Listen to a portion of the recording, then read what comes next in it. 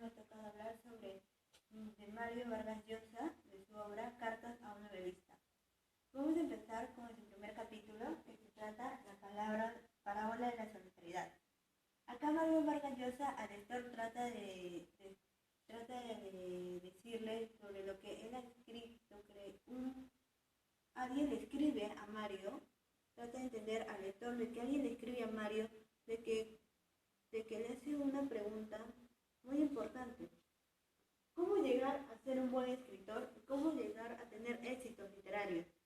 A Mario Vargas Llosa le hace recordar su edad de sus 13 o 14 años de edad, que él también tenía esa necesidad de escribirle a alguien, decirle cómo llegar a tener éxito literario, llegar a la ruta que es su vocación literaria. Él dice que nunca lo hizo por timidez, porque sentía mucha timidez de decir, no creo que me va a poder leer lo que le estoy diciendo, como que no le va a tomar importancia. Vivir un mundo de la literatura en realidad no era muy importante. Por eso no sentía esa timidez. Él habla de que el éxito, él trata de entender que el éxito no quiso entender, o sea, quiere entender de que no trató de tener éxito, no quiso tener, o sea, no buscó el éxito. Él no buscó el éxito, ni tampoco el reconocimiento del público, porque muchas veces rehuyen a quienes lo merecen y acceden a quienes no. Por eso dice que van a ceder a las personas que no se lo merecen. La vocación, él dice de que la vocación de uno mismo no nace. La vocación de uno mismo no nace.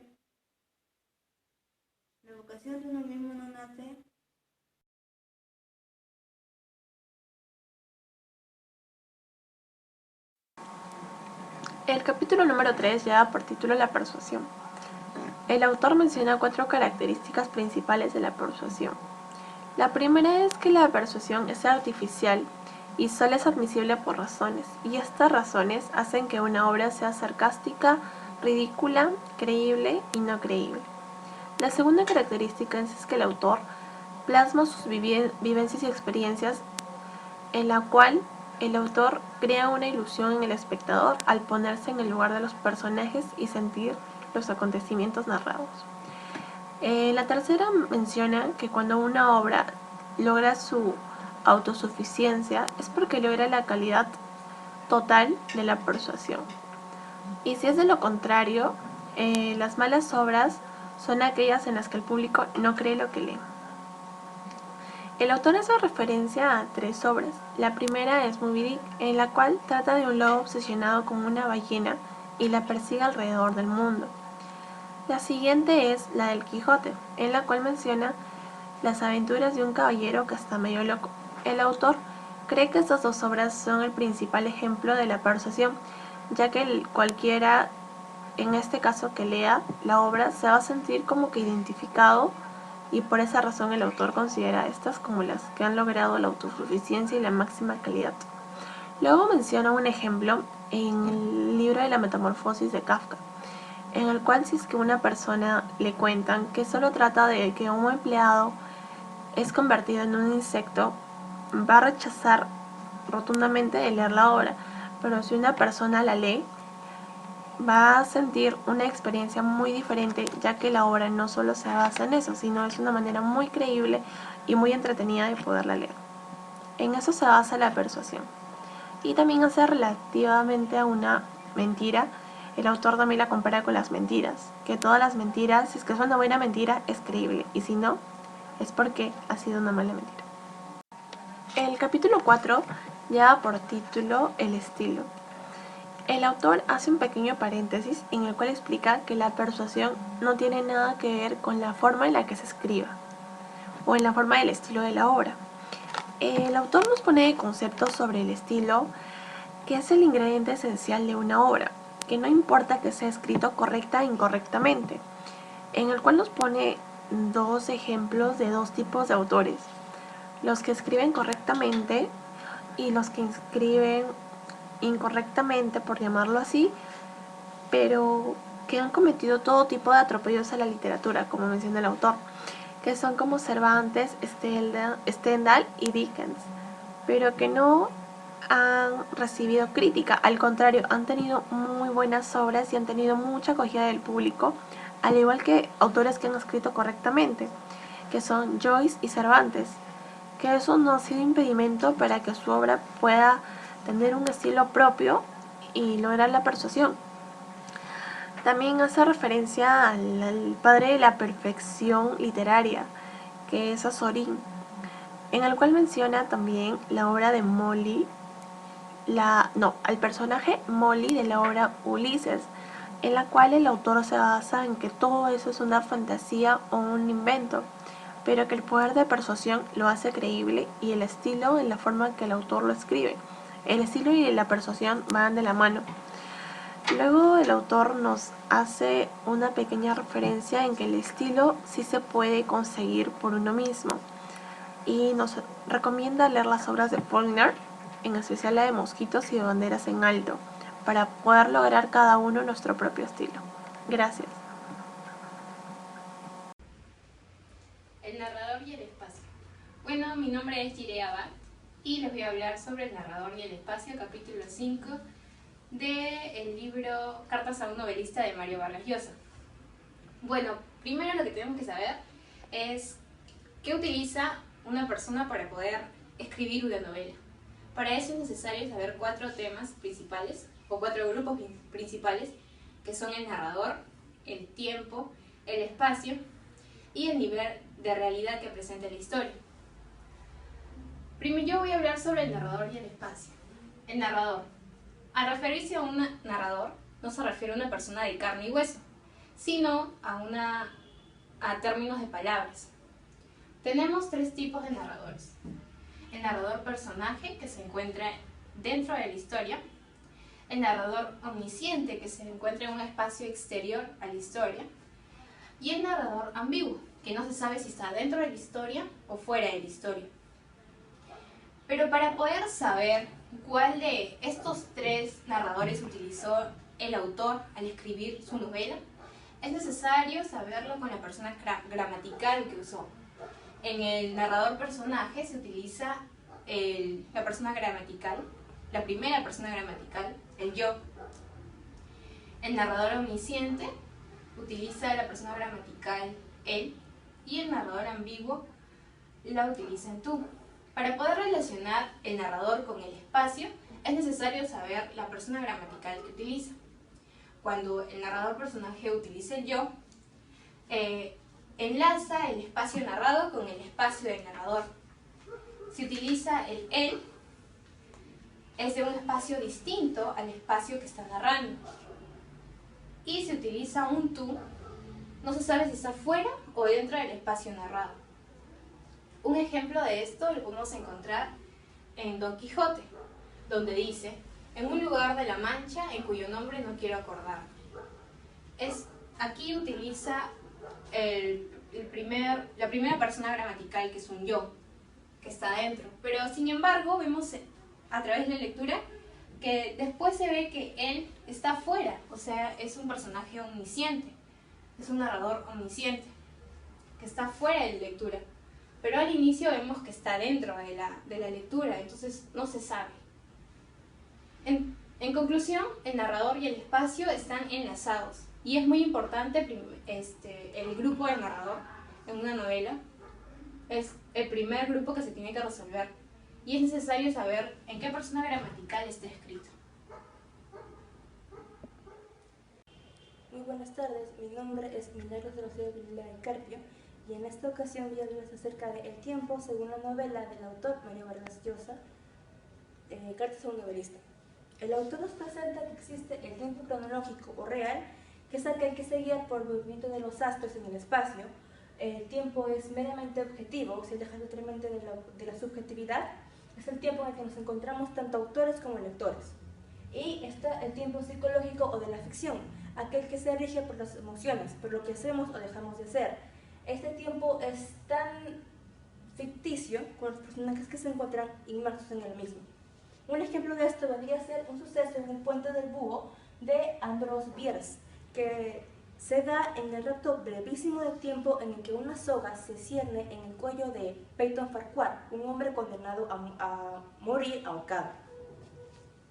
Tenemos el punto de vista temporal, en el cual el autor impregna mucha imaginación. Tenemos los casos A, B y C. El A es el de la coincidencia entre el tiempo de lo narrado y el tiempo del narrador. Tenemos el caso B, que es el narrador en el pasado, contando hechos presentes o futuros, y el caso C, que es el narrador que se ubica en el presente o futuro, narrando hechos en el pasado mediato o inmediato. En este caso, el pasado mediato vendría a ser del futuro al pasado y el inmediato del presente al pasado. Para poner un ejemplo, tenemos el cuento de Augusto Monterroso llamado El dinosaurio, que dice: cuando despertó, el dinosaurio todavía estaba ahí. Este cuento se encuentra en el tiempo pretérito indefinido. Para cambiarlo al pretérito perfecto sería: cuando ha despertado, el dinosaurio todavía está ahí. Si queremos hacerlo en el caso A, en la coincidencia entre el narrador y lo narrado, vendría a ser el presente indicativo y el cuento diría: despierta y el dinosaurio todavía está ahí. Y para el caso B, que es el caso más complejo de los tres, podríamos decir: despertarás y el dinosaurio todavía estará allí. Cuando despiertes, el dinosaurio todavía estará allí, y cuando hayas despertado, el dinosaurio todavía estará allí. Si bien estos tres ejemplos solo presentan cambios mínimos, lo que tienen en común todos es que no encontramos la certeza de que vaya a suceder algo. ¿Por qué? Porque, como bien lo dice, el narrador se encuentra en el pasado, narrando hechos al presente o al futuro. Si bien en la ficción no se ve solamente un tipo de tiempo, aunque sí existe que uno es el predominante entre todos, existen las mudas, significa los cambios que va dando el autor entre uno y otro tiempo. Si bien en la ficción no se ve solamente un tipo de tiempo, aunque sí existe que uno es el predominante entre todos, existen las mudas, significa los cambios que va dando el autor entre uno y otro tiempo. Encontramos un ejemplo en El regreso de la semilla de Alejo Carpenter, el cual no es que sea al revés, sino que en este mundo el tiempo va transcurriendo de este modo. Comienza con el protagonista como un anciano agónico y el tiempo va retrocediendo para él. Va pasando por la madurez, por la juventud, por la niñez, hasta finalmente quedar dentro del vientre materno, en un mundo meramente de sensaciones.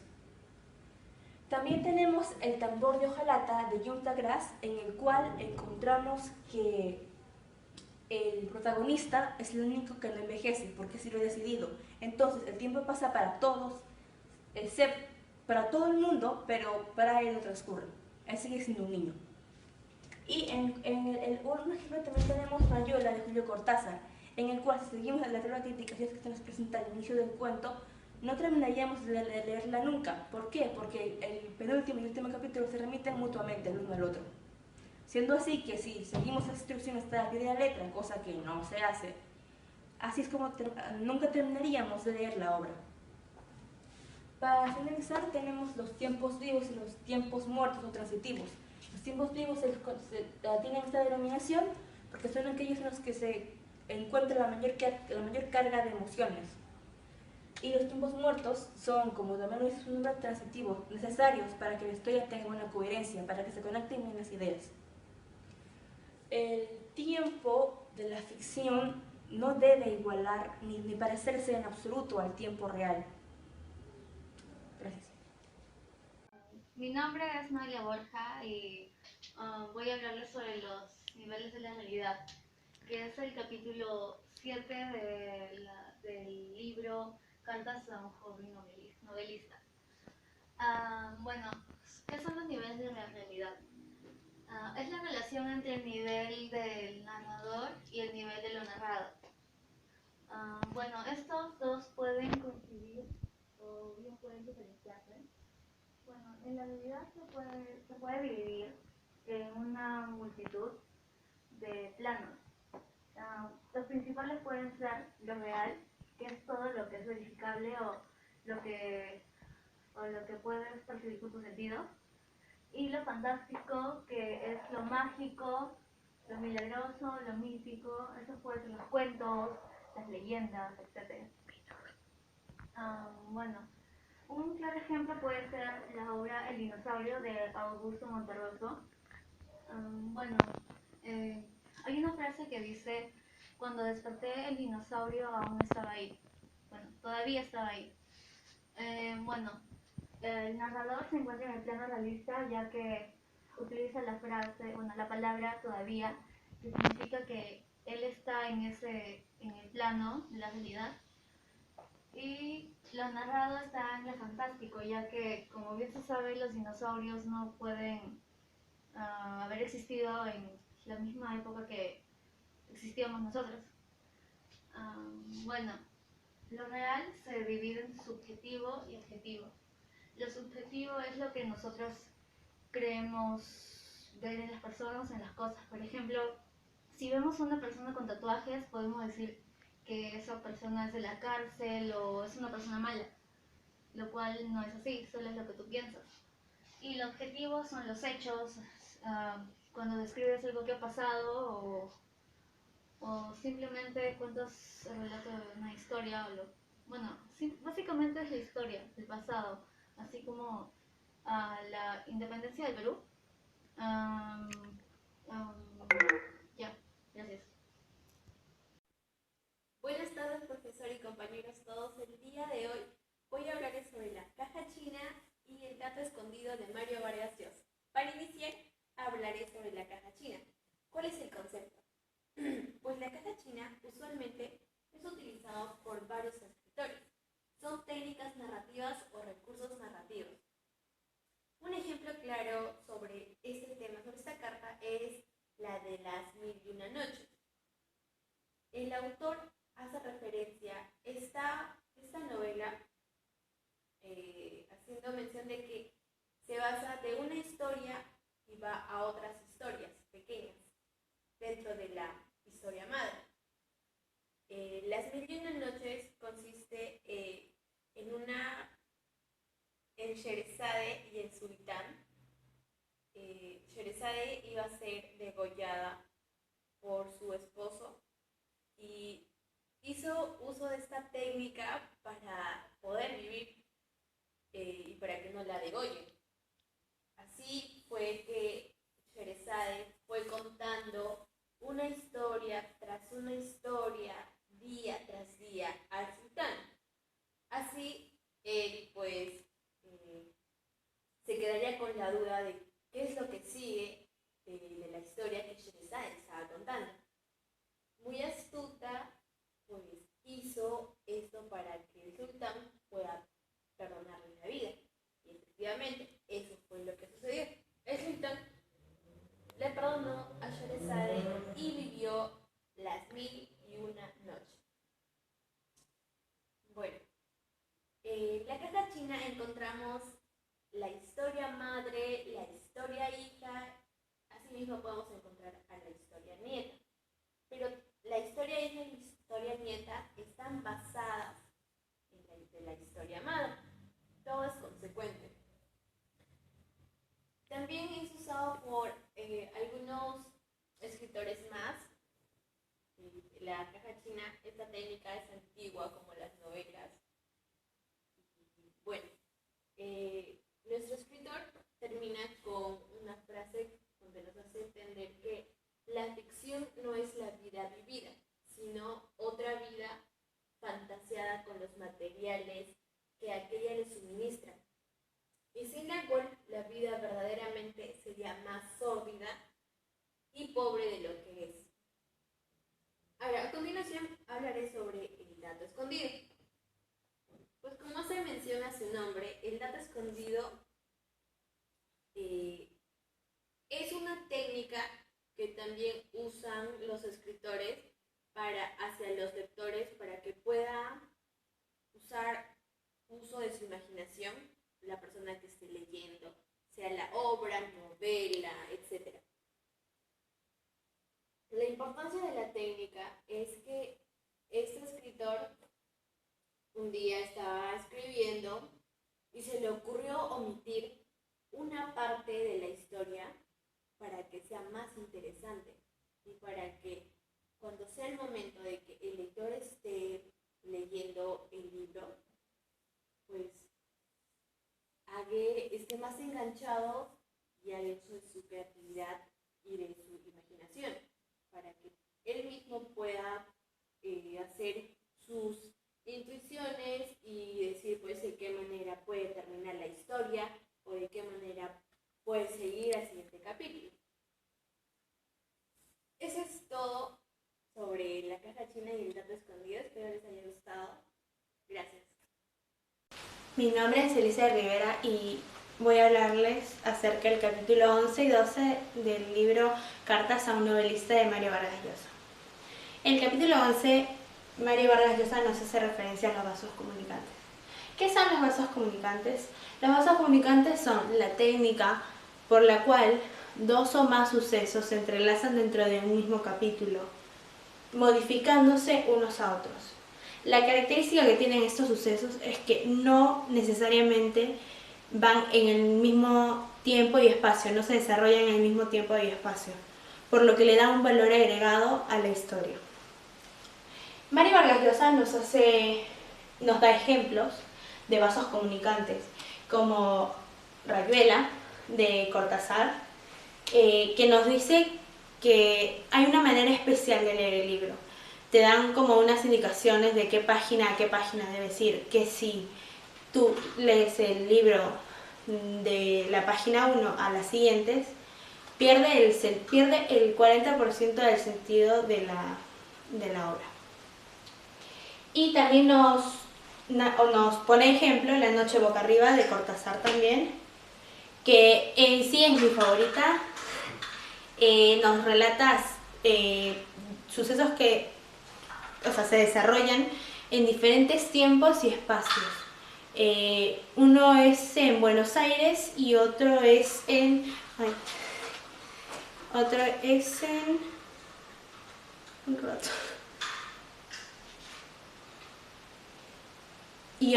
México. Una parte de los sucesos se desarrolla en Buenos Aires y otra parte en México. Son historias que se complementan en sí y que al final te narra como une las historias. Y la verdad es que es una de mis favoritas. También nos habla de The Wild Palms de William Faulkner y Madame Bovary. En el capítulo 12 nos dice a manera de postdata. ¿De qué nos habla en ese capítulo? En ese capítulo nos habla acerca de la crítica. La crítica nos dice que es buena, que ayuda al escritor y pone de ejemplo muy buenas críticas o muy buenos ensayos de críticas como The Road to Xanadu de John Livingstone, To the Finland Station de Edmund Wilson, Port Royal de Saint-Piu y Estudios y ensayos gregorianos de Dámaso Alonso. Pero también, y más importante, nos habla acerca de que todo lo que ha hablado previamente, todas las técnicas, todos los consejos que le han dado, deben ser tomados, pero no que ejerzan una totalidad acerca de la obra que piensa escribir el novelista, que se deje llevar por su propio ingenio, que sea el mismo, que se exprese a sí mismo. Y eso es lo importante acerca de la obra, porque nos da técnicas y todo, pero nos dice que a medida que sigamos esas técnicas no debemos perder nuestra esencia, porque eso es lo más importante para